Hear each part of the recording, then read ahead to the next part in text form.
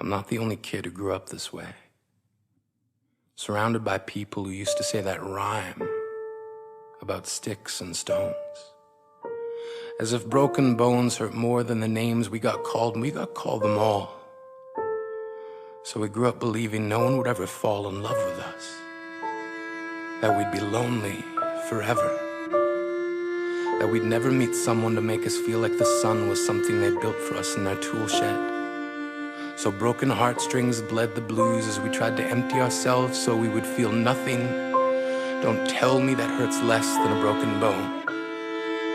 That an ingrown life is something the surgeons can cut away.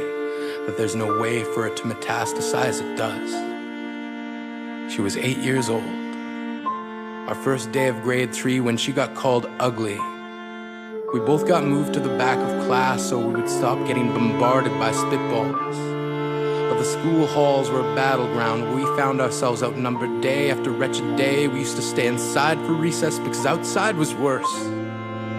Outside we'd have to rehearse running away or learn to stay still like statues, giving no clues that we were there in grade 5. They taped a sign to the front of her desk that read, "Beware of dog."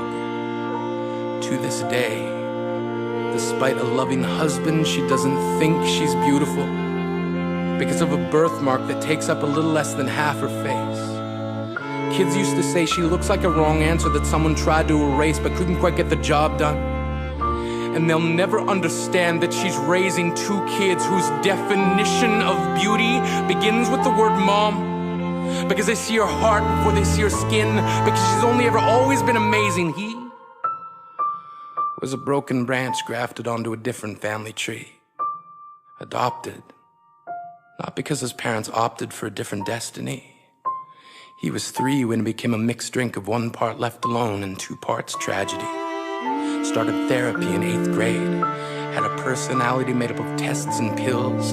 Lived like the uphills were mountains and the downhills were cliffs. 4/5 suicidal, a tidal wave of antidepressants, and an adolescence being called pauper. 1 part because of the pills, 99 parts because of the cruelty. He tried to kill himself in grade 10 when a kid who could still go home to mom and dad had the audacity to tell him, "Get over it." As if depression is something that can be remedied by any of the contents found in a first aid kit. To this day, he is a stick of TNT lit from both ends. Could describe to in detail the way the sky bends in the moments before it's about to fall.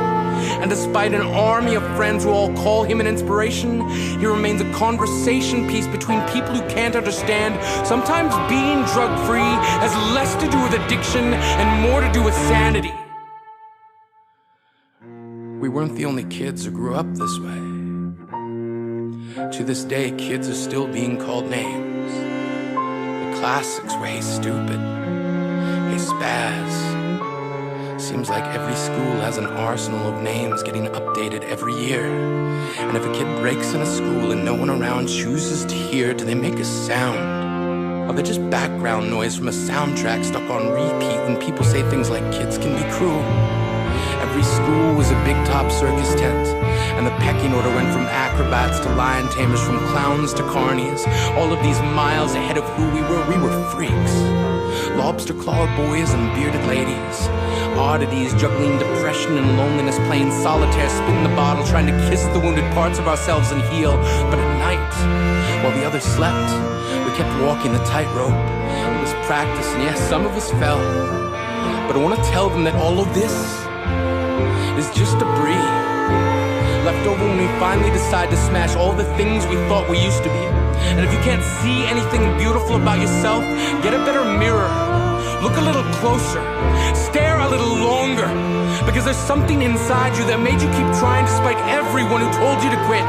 You built a cast around your broken heart and signed it yourself. You signed it. They were wrong. Because maybe you didn't belong to a group or a clique. Maybe they decided to pick you last for basketball or everything.